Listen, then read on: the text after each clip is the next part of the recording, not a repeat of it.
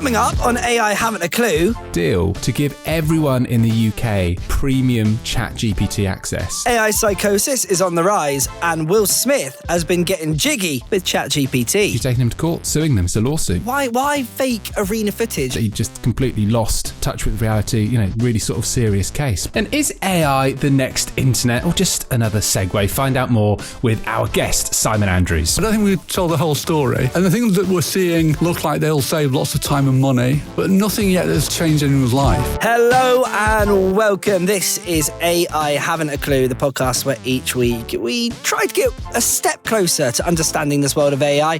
But everything changes so quickly. It's very difficult. My name's George Butler. I know very little about this world of AI. And my name is James Chandler. I know a bit more than George. And I'm Snoop Dogg. Welcome to AI Having a Clue. It's Snoop Dogg on the podcast. There he is. On the podcast. He's on the podcast, James. James, I know that you're on your holes at the moment. You were dialing in for this. So you are not here with me and Snoop. No, that was a surprise, I must admit. Well, he's not replaced me totally. He's just another comer and goer. Another Phil Rowley, Snoop Dogg, Rowley. Yeah. They come and they go. We need some ventilation in the studio. We should open a window, is what I'm going to say. No, that was AI Snoop, and we might have some more guests joining us over the coming weeks. This AI thing is a laugh, isn't it, James? It's very, very good, very playful indeed. What have we got coming up this week then? Well, of course, we're checking in on the news in the world of AI. Everything from Melania setting an AI challenge to the rise of AI psychosis, and Will Smith as well. We will also be discussing quite a distressing story later on in this episode. We've got a brilliant guest as well, Simon Andrews, who I've known for a long time, who is a sort of commentator, expert of sorts on new technology. He's been through that sort of initial rise of the internet. He's been through mobile, he's been through social media, and he's going through AI now. And he's here giving us his hot take on the movers and shakers and exactly what he thinks of what everyone's doing. Plus, later on, James will be telling us about the cool AI things he's been playing around with this week. And we will be asking James in this week's listener question whether AI might potentially be afraid of Friday the 13th. More on that later, because right now, Snoop's excited for that, James, I tell you that. Right now, we're going to kick things off with what has been making headlines around the world in AI this week. And we are going to start with I Am Legend.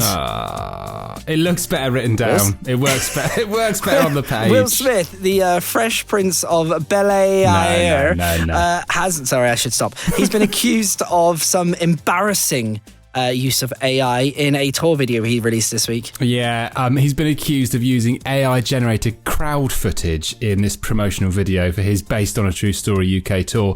Viewers, beady-eyed ones at that, spotted some distortions. So the typical stuff that AI gets up to: blurred faces, weird-shaped hand, and some six fingers. As always with the fingers, just can't seem to get the fingers right on some of the audience members.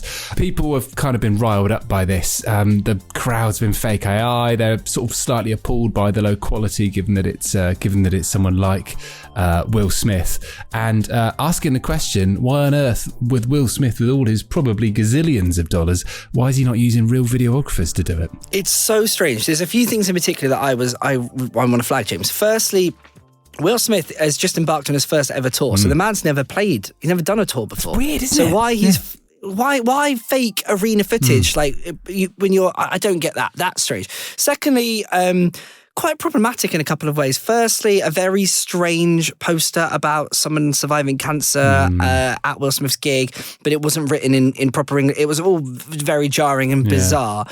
Secondly, someone pointed this out to me, and it is true. It was just 100% white people. Wow. And like we've talked about the bias in AI, particularly as it relates to women, is the conversation we've had about it. But you would think probably Will Smith, who would be sort of a real advocate for making sure that it's as representative as possible. I mean, that's a shocker. Really, really strange. A bit of AI as baffling, maybe more baffling than Rod Stewart's AI Heaven. from a few weeks ago. Who could forget that? Do you think it was an afterthought, the Will Smith thing? Do you think at some point they kind of got that? I mean, or it just feels like it's one of those things that was never in the sort of the master plan at the start, and maybe they run out of money or hit a curve. But I don't know, it just feels weird. My thoughts on this, James, is that this whole Will Smith returning to music thing is his gateway back into being an A-lister. And it's quite difficult through films, obviously, given what went on. And I think music is a way that he can come in, sort of explain himself through his music like he's been trying to do, but also get really up and close and personal with thousands of people again and show, that he's a good guy and it was a mistake what happened at the Oscars and all of that kind of stuff. So I think this is his path back to redemption. But clearly, he is not a arena selling artist. He's just played Scarborough. Nothing wrong with that, but he's not doing the O2 Arena. He is doing smaller spaces, and he's clearly not got the budget that his films have to promote what they do. And I just think that probably his label or his music management or his live music management have created something on the cheap. It's been put onto a YouTube account that he probably hasn't seen or signed off on. You're right, James. This must have been a mistake, and I just think it probably comes down to maybe a lack of budgets, but in hindsight, a rookie error. Yeah, let's see where we go from here. I mean, interesting is that people can just see right through this stuff, and all the credibility I think he might have hoped he had in the bank slowly pains away. But let's see. I heard he smashed it in Scarborough, James. Was it like a big festival? Well, no, it was a Will Smith exclusive gig. People getting jiggy with it across Yorkshire. In Scarborough. Moving on from the Fresh Prince to a potential rumoured deal between OpenAI and Chatgpt and the UK government. What is going on, James? Sam Altman is reported, who obviously we talk about a lot here. He runs friend of the show. One of the founders, friend of the show. He discussed a potential $2 billion deal with the UK Tech Secretary Peter Kyle to give everyone in the UK premium Chatgpt access. Kyle apparently didn't take the idea very seriously, but I actually think this puts us on the world stage. We talked about it in one of the last episodes about really the AI world is dominated probably by the US and China. Europe are going to play a role in there somewhere, and where does that leave us? I think it's fairly telling that it's our government having a conversation with Sam Altman, but doesn't feel like it's got much traction. But yeah, the fact that everyone would get ChatGPT Premium, that feels pretty good. I mean, me and you were kicking the idea around the other week. You didn't want to part with the 20 quid. Well, I mean, it's interesting, James, isn't it? Because we know this is happening in Dubai. I believe you've said before that everyone in Dubai gets this, and you've touched upon, I guess, the importance of AI fluency that people across the UK have in order to make sure that we are a strong force in the AI sector. And I'm assuming something like this would help that, James. Well, you kind of cut off all of the reasons why people might not play with it. Price might be one of those things. Of course, there's a free version of ChatGPT that you can use, but you sort of get the entire sandbox. You get the entire playground with the premium version.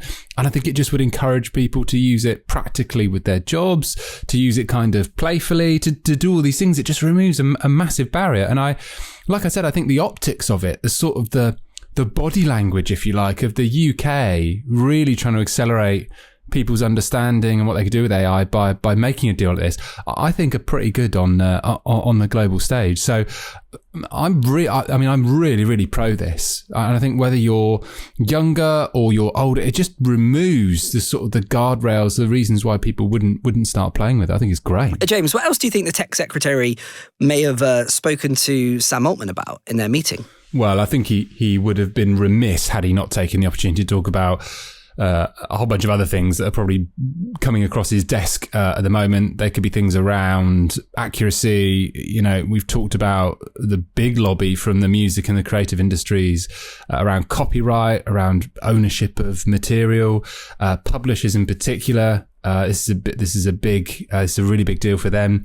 Regulation, no doubt. Who's going to kind of regulate this thing? Should we let the AI companies regulate themselves? Should government be a little more heavy-handed? Does that mean that you sort of lose pace with the others because America are very sort of anti-regulation? They just want to innovate and do it at speed. Does the sort of regulation pull on the handbrake? So I think it would have been a fairly Technicolor meeting, put it that way. But the bit that's getting the headlines is this potential deal for £2 billion to get everyone premium GPT. Lots to discuss. Now, I know, James, every week the AI wars are getting more and more tense. We love it. But look, I don't want to talk about Sam Altman and Musk for hours because we've got a lot to cover today. But this is an interesting story. What is making Elon Mardy? Well, he's gone a lot further. We've talked about, he's been in a real Jude with Tim Cook at Apple. Famously, hasn't really gotten with Sam Altman since they've parted friends after being co-founders. Elon thought OpenAI should go one way. Sam Altman's taking it a different direction. He's kind of firing shots at everyone, Elon, but he's gone a step further here. He's actually suing Apple and OpenAI. He's saying that they're hurting competition. They're not allowing him with XAI and Grok to compete on a level playing field. The 10-second reminder on Apple is that he feels they're giving favoritism to OpenAI and Chatgpt in the App Store, and they're not doing that to Grok. And OpenAI, I mean, it's, how long have you got on the list of things, the direction of the company, they're nicking best engineers, all this sort of stuff. So he's actually put his money where his mouth is here, and rather than calling it out very publicly with his massive platform, he's actually taking them to court, suing them. It's a lawsuit. Well, one thing is for sure, James, it's going to be good content over the coming months for the podcast. Thank you, Elon.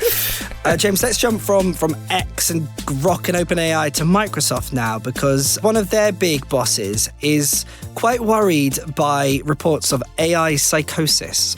A, what's going on there? And B, what is AI psychosis? It's one of their big dogs, Mustafa Suleyman. He's warned that people are increasingly making AI chatbots for conscious beings, and that is leading to delusions such as believing they've got these special powers or forming, as we've talked about this, romantic relationships with AI. So this is kind of psychosis that he's talking about.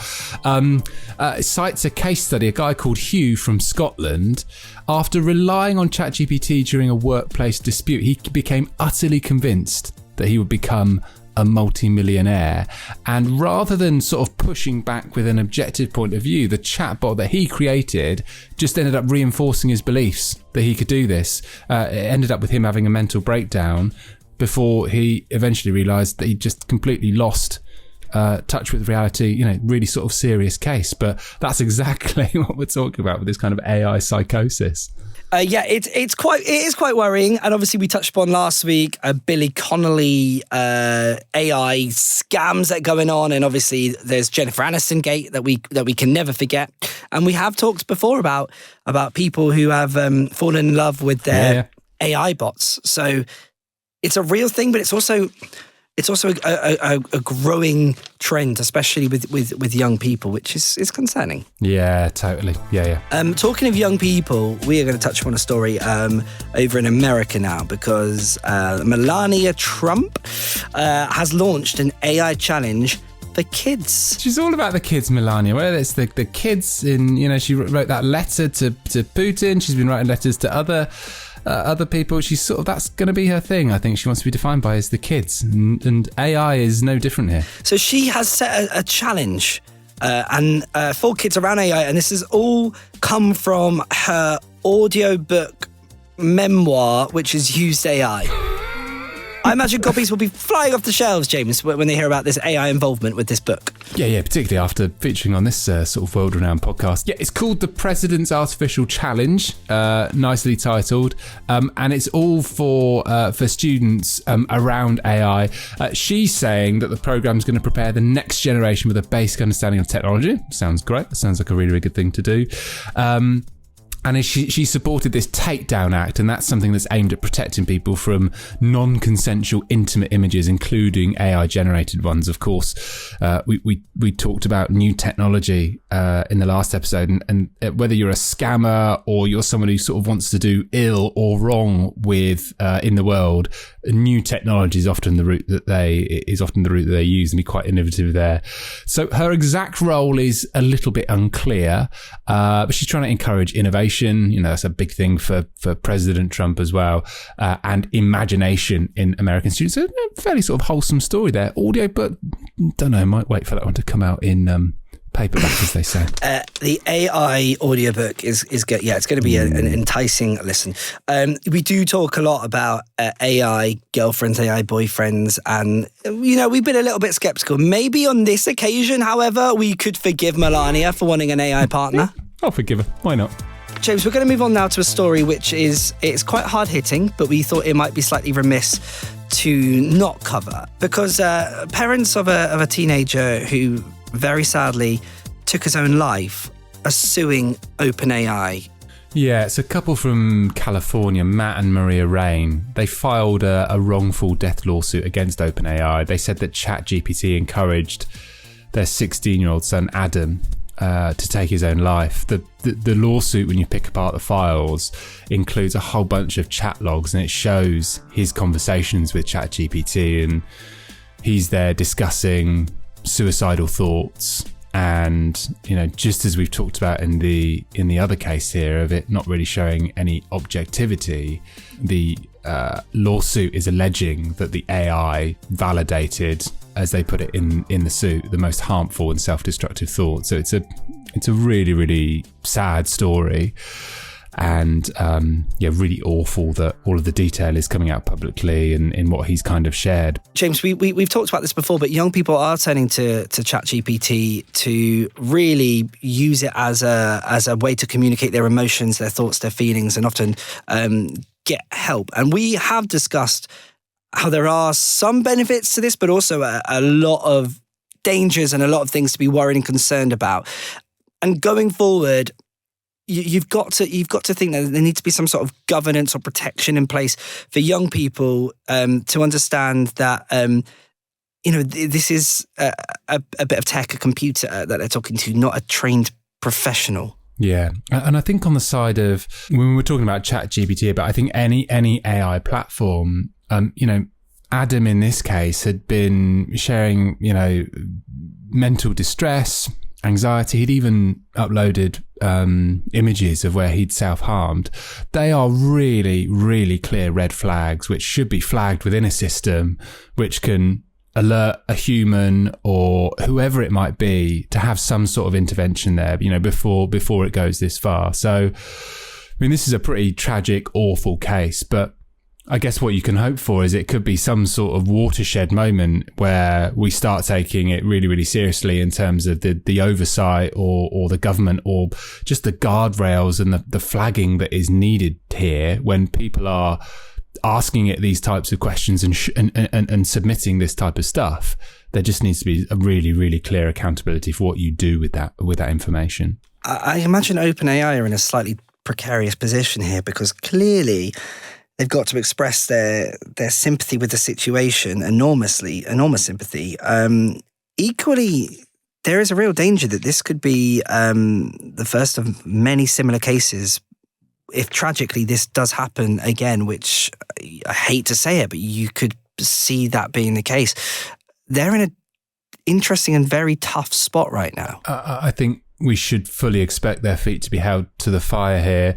It's kind of interesting with what's going on in the US at the moment. We're sort of commentating from the outside, but the Trump government have been very clear that they don't really want to regulate. They really want to innovate. They want to be ahead of China. They want to be market leading. They want to be building the stuff there. They're really sort of celebrating the pace that these things are going.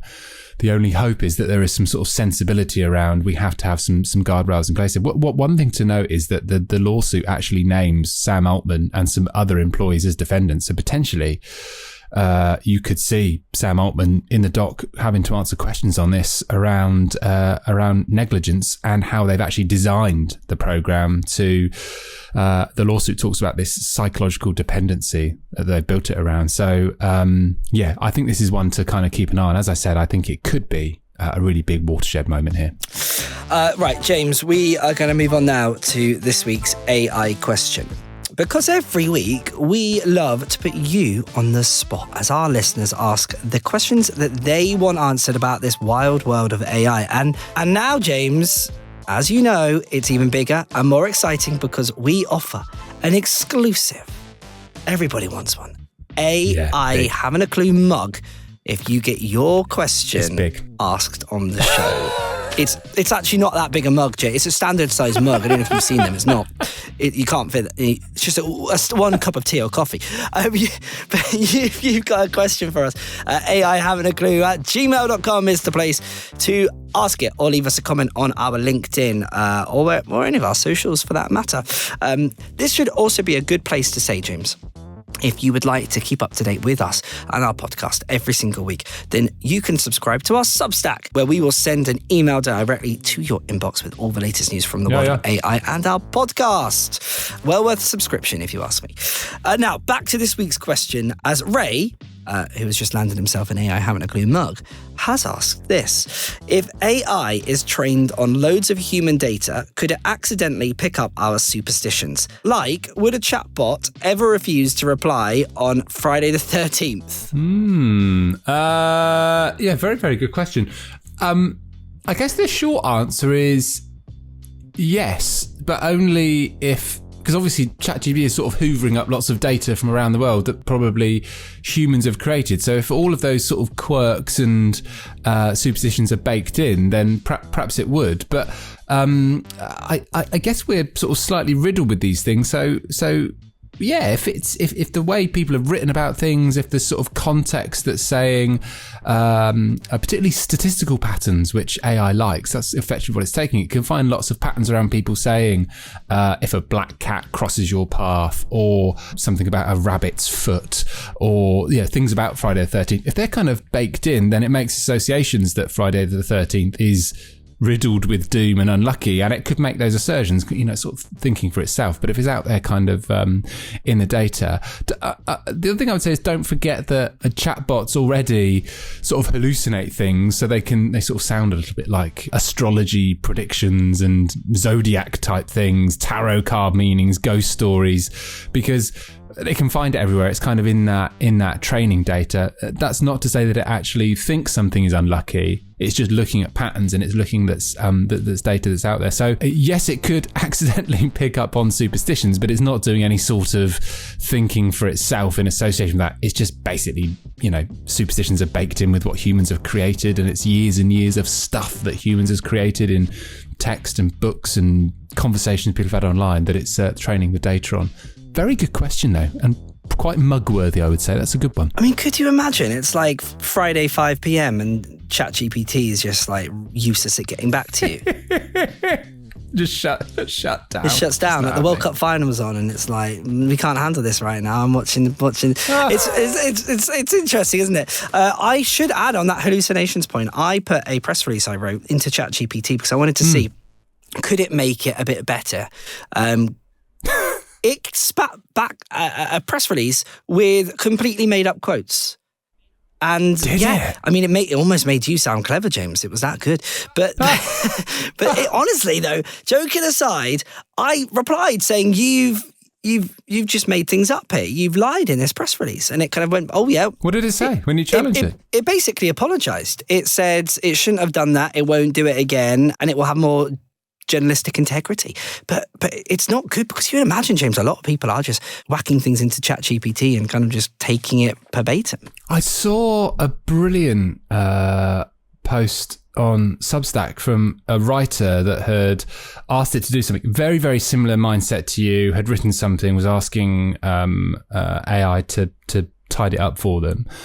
And it hallucinated and came up with a load of accomplishments that this writer hadn't done. And she challenged the AI on it, and then got into this sort of big back and forth around, why did you lie about this? And it was sort of almost trying to like cover its tracks, and said, okay, I won't do it again. And then you read down this Substack thread, and it's sort of doing it again and again. She's going, but you said you wouldn't lie again, but you've just made that up. Oh God, yeah, actually I did. It's just this bizarre conversation, which I think we try and view it through like a sort of a human lens. Like, it'd be very odd to have that sort of conversation with another human. But this is the thing people need to remember. They are not human beings. They might reply like one and have that conversational tone, but it is a bot. And people need to remember that. We are losing our minds slightly, aren't we, when it comes to this stuff, honestly. Anyway, rant over, James, because I want to hear about how you've been using AI this week, and James's, what are we calling it? James's thingamajig or James's big thing. I don't know what we're calling it.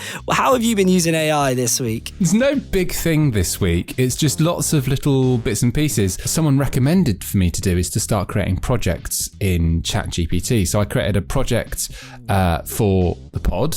And what you can put in, you can upload loads of stuff. So I can upload all of the scripts in there, all the scripts that we've ever done, as if we have a script. And the beauty about the project is it will only, rather than sort of think about all the chats that you've ever done, it will just remember the context of that project and the fact that we have a listener question and the fact that we talk in this certain way. So it's sort of hyper-focused on the thing. So I'm really getting into my projects at the moment and other things that I'm creating. Yeah, it's I would highly recommend it. Just dumping a load of stuff that's related to it, and then you can query it and ask it things like that. So nothing mega. James, you'd be proud of me this week. Oh, go on. I used AI to find me a new restaurant that I'd never been to before in an area that I've not been to. Wow. Interesting. What was in the prompt? What were you asking? I said, well, I'm going on holiday in a few weeks' time, and I gave it the location, and I said, can you find me a nice restaurant in this area, mid-price, and it came back with like a whole load of options based off, obviously, OpenTable and TripAdvisor and Google reviews, etc. And then I clicked on a few links. There we go, and I booked it up. Have you been? Not yet. Have you been yet? But I will be giving you my review, and if it's rubbish, you know who I'm blaming? You. Oh God, this could you be... You ruined my holiday with your AI lot! 40-minute rant on George's... walk down the street and look at the menus with the photos of the food in, and I go in because they had egg and chips. And you sent me to a place that did fresh fish. AI, what's it doing? None of this local muck. Oh my word. I will let you know in a due course. Right. Thankfully, James, we are joined now by a brilliant guest, someone that you know very, very well. Simon Andrews, he's been around. I mean, he's seen all the big things in technology. So he's a commentator, he's a kind of analyst. He's worked in big agencies. He's kind of a consultant now, and he's looking at all new sorts of technology. So he's looking at things like how supermarkets are becoming the next big publishers. He's looking at the growth of social media. He's looking at wearables. One thing that is dominating his thoughts, and he creates this incredible newsletter every Friday, is AI, and that section of the newsletter is getting chunkier and chunkier and chunkier, and it's a big inspiration for some of the stuff that we talk about here. So it was wonderful to get him on. The newsletter is called Fix, and it's really his perspective on what's going on in the whole world, and it's one of the best newsletters, I think, that cuts through all the hype and gets some serious commentary on the things that are happening.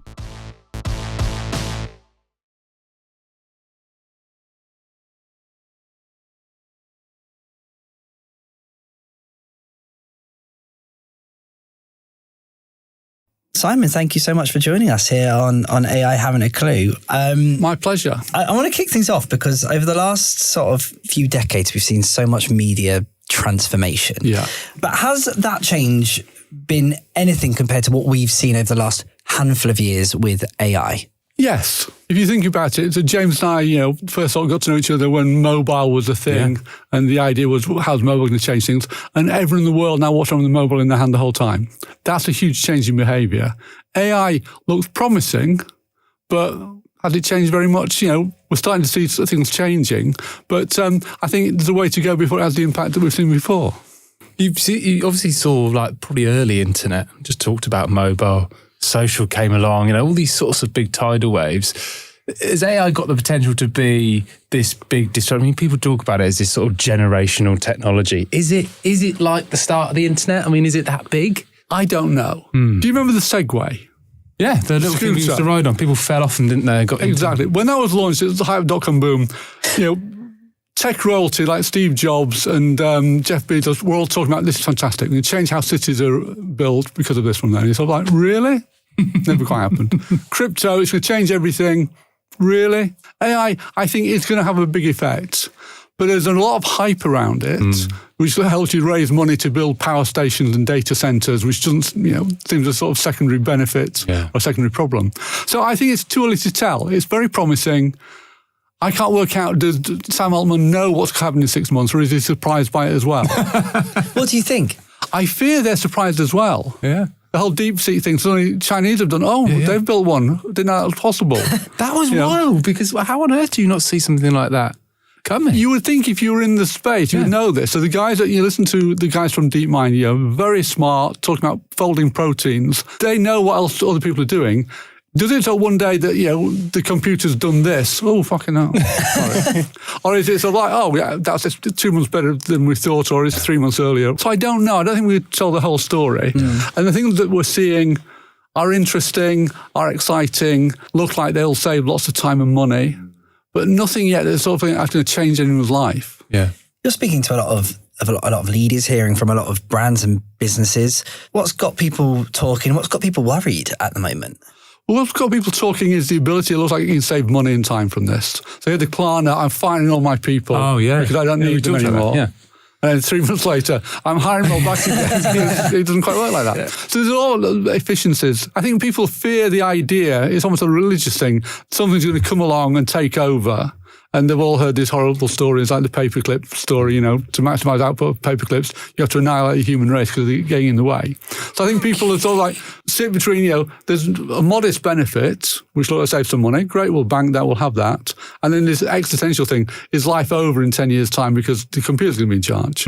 You won't mind me saying it. So you write an incredible newsletter for the people listening to this who don't know, called Fix. It lands in your inbox every Friday morning. I mean, it's the best thing that's been in my inbox for the last few years. Generally salivate as it sort of comes in. You talked recently about some of the big consultancies, McKinsey, Accenture, etc. They've had it pretty good for a while. AI feels like it not eating their lunch so much, but it's certainly knocking on the door. Where do sort of consultancies embracing this? Because I guess AI could potentially do a lot of what they do. I think they're embracing it. There was a story that I think it was Accenture banked, millions of dollars of fees for advising people about AI. Yeah. So they're doing quite well, telling me this is what's coming down the track, this is what you need to do. He's very consultant, this is the time, told me by your own watch. If you talk to McKinsey, most of what they do is PowerPoints. 400-page PowerPoints, very detailed, lots of knowledge. That's all been put into their own LLM. You don't need to remember with Bob, who's been around for 40 years, he remembers the Ford project from 1973. It's all now, mechanized and available through AI. Yeah. So I think that anything that is about using knowledge and learning and looking for patterns is going to be sort of impacted. Yeah. So consultants, again, saving money, you used to paying £1 million for a consultancy gig. You can get away with paying less than that now, in theory. Yeah. Would you want to be a young wannabe consultant joining PwC at the moment? No, my son came out of Oxford a couple of years ago, and I thought consulting was a great place to start. Because I meet so many people, very smart, amazing careers, and they all started as consultants. And you realise, because that's 10 years ago, 20 years ago from now. So now that you work like a dog, you work till midnight every night. Yeah. It's very good if you get a job on the film industry or the fashion industry. If you're on sort of dog food in Northern, it's not quite as glamorous. So long answer saying no, I don't think I would. George's sort of latest fetish, if I can call it that, when it comes to AI, he's sort of loving this tech wars thing, the idea that... The tech wars is happening. Meta, OpenAI, Google, XI, they're all kind of battling it out to be number one. They've all got various different things. What's your take on maybe who's looking like they're going to sort of emerge as winners, or is it just changing so fast we really don't know? I think the interesting thing is that the usual suspects are still there.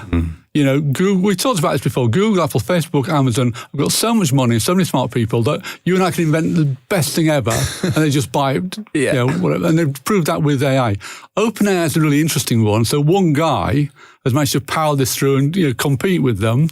But he was partnering with Microsoft, he's now partnering with Google. There looks under some threat. The idea that Zuck rings people up, offers them $1 billion to go join them. Still waiting for the call they got.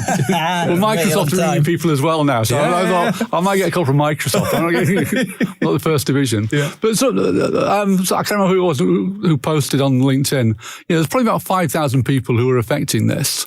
And everyone's trying to work out if I can get them working for me at Google rather than my mate at Meta. This is the advantage. Because it looks like the advantages are money. Everyone's got that. Yep. Compute, everyone's got that. The power stations, which everyone's sort of working on, is going to kill net zero. So it comes down, I need a guy or a lady who is so smart they're going to find me somewhere that takes us to the next level. So I'll pay them whatever. Because if it turns out to be the right hire, money well spent. Turned out to be wrong. Well, earning money anyway. Yeah, and the other person didn't get to use them. Yeah. Isn't it sort of fascinating, in amongst all of that technology, the root of it comes back to people and how good the person's going to be. Sorry to cut across, but Google have this thing about 10x engineers. There's people they hire as engineers. But you think the people we know are coders or whatever, and it's there are people at the 10x. These are guys who are just so brilliant and just so smart and just they can make a big change. And they've done that over the past 20 years, and they're going to do it even more now. Yeah. What's the sort of the temperature's cooled on it a little bit? You had the big Google announcement around AI mode 2-3 weeks ago. Publishers, I think, probably desperately unhappy at the start in terms of traffic and referrals. Brands and advertisers, my sense is they're trying to get their head around it. What does it mean for them? Because they've sort of built assets in a way that Google goes and crawls the web and gets them. Now they're having to build stuff for OpenAI, for other things.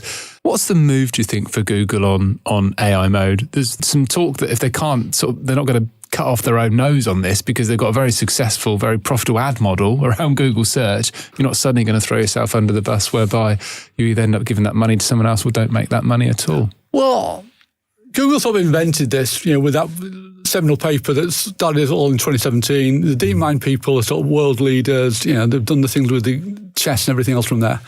I think they know they've got a business model, but, the regulators are sort of eating away at that as well.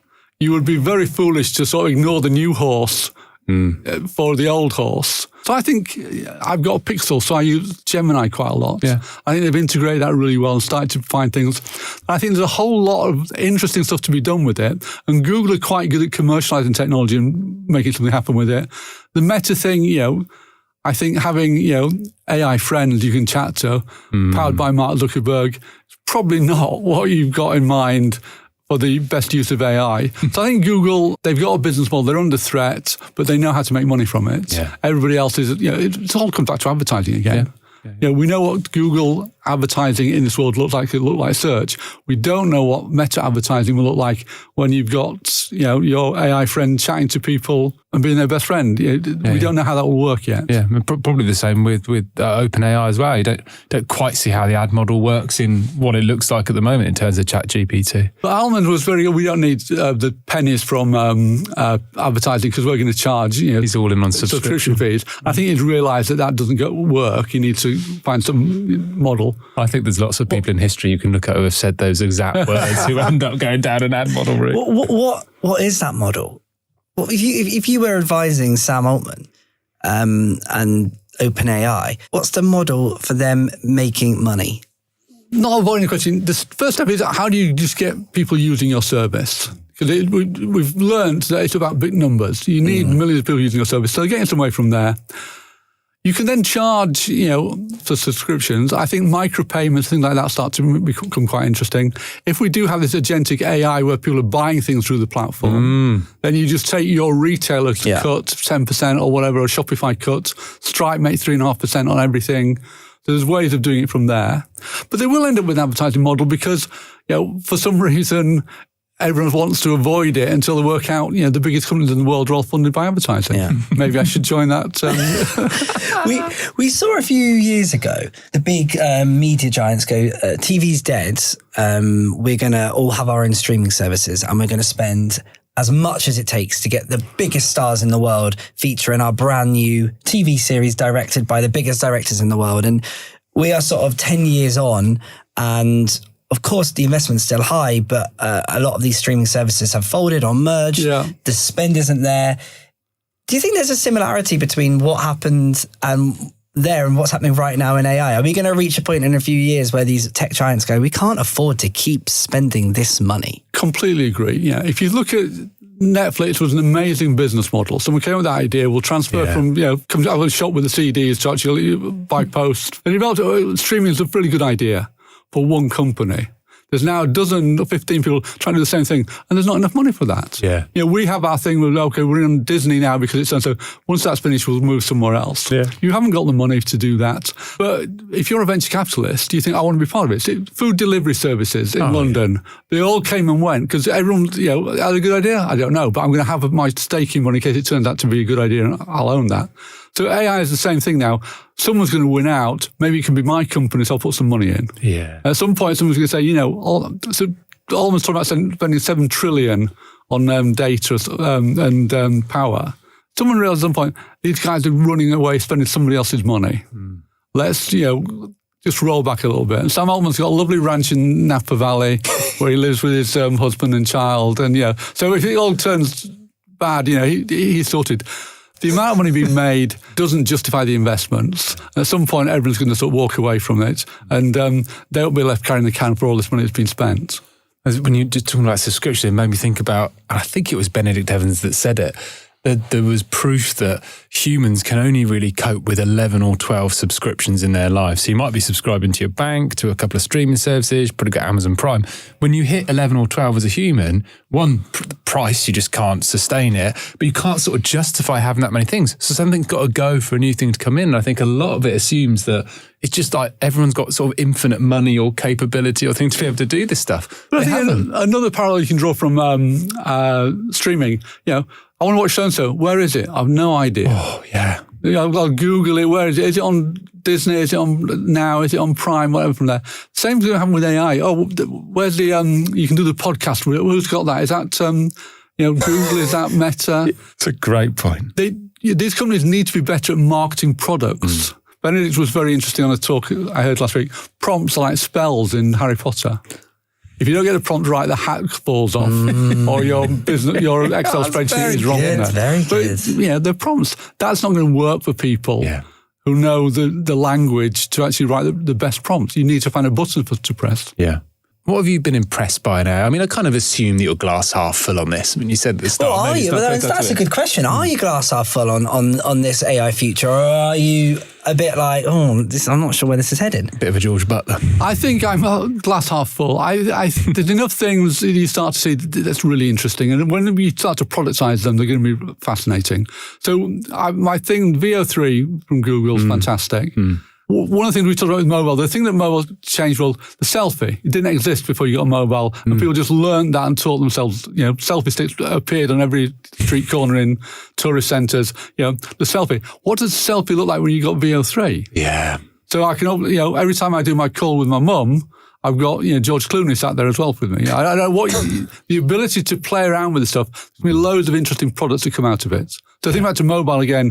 Everyone's got a mobile phone, fantastic. Didn't think about Uber, we didn't think about Trainline, we didn't think about Deliveroo, we didn't think about, all these fantastic things being enabled by that technology. And I think we're going to get, if not as rich a sort of choice as we've had before, but still a decent bunch of world-changing, life-changing things from there. What have you seen that's impressed you? What have people got right about AI? The ability to raise money is quite, staggering. It's the thing. The tech wars, the AI wars. Yeah. What about something like Fix? Will we ever get an Gen AI version of Fix? You're not writing it. You can just retire on the beach, feet up, If only. Because I don't want if I'm talking about something, I want to be sure it's right. So you read the original source article.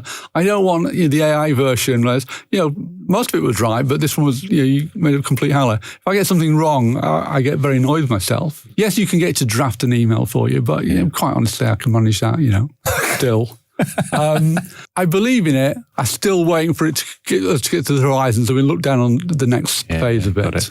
And it's sort of weird because the reason why it's so credible is because it's you and you've created it. And there's something about not just a human, but the fact that it's sort of Simon Andrews has done it and you sort of carry weight and all this sort of stuff. It would be sort of entirely different if a machine, even a machine that you had instructed to do it, just feels like this. It's a different thing. But this, I hesitate to use the word creativity around me writing a newsletter.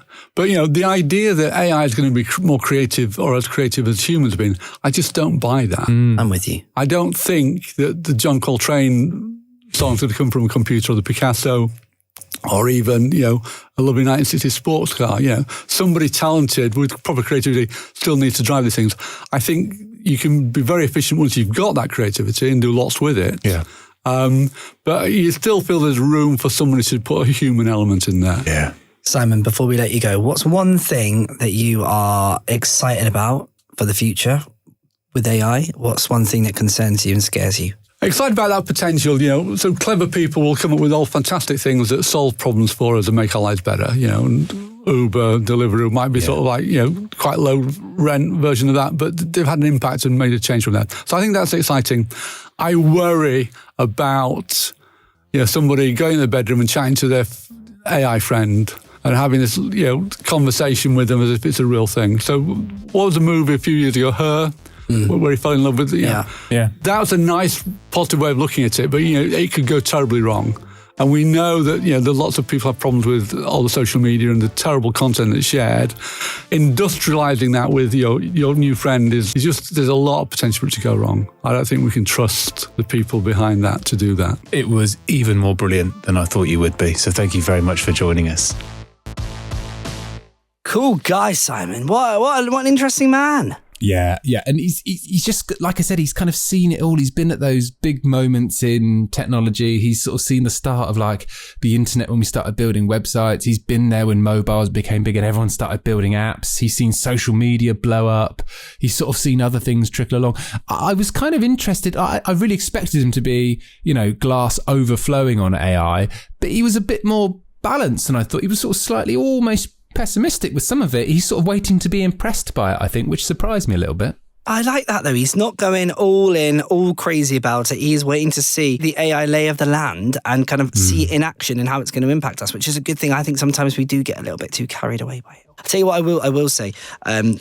Talking of glasses, cool glasses. Simon, great spectacles, good eyewear. You need good eyewear. Check out the socials and have a look at a video of Simon. Fantastic glasses, as well as being a super intelligent man as well. Right, I think on that note, that's all we got time for on this week's AI Haven't a Clue. The AI Challenge will be back next week. Fear not, James. You can rest easy on your holidays and not have to be too worried about losing. A big thank you to Simon for joining us, and of course to you for listening. If you have a question and you'd like to win a mug, or perhaps you want to share with us how you've been using AI, then do drop us an email at aihaven'taclue.com. You can check out our website. You can see us on YouTube or on all the socials, and do subscribe to our Substack, please, as well. Thank you to Team AI Haven't a Clue, Molly Carter and David May. And until next time, stay curious and send us some photos if you've got a mug.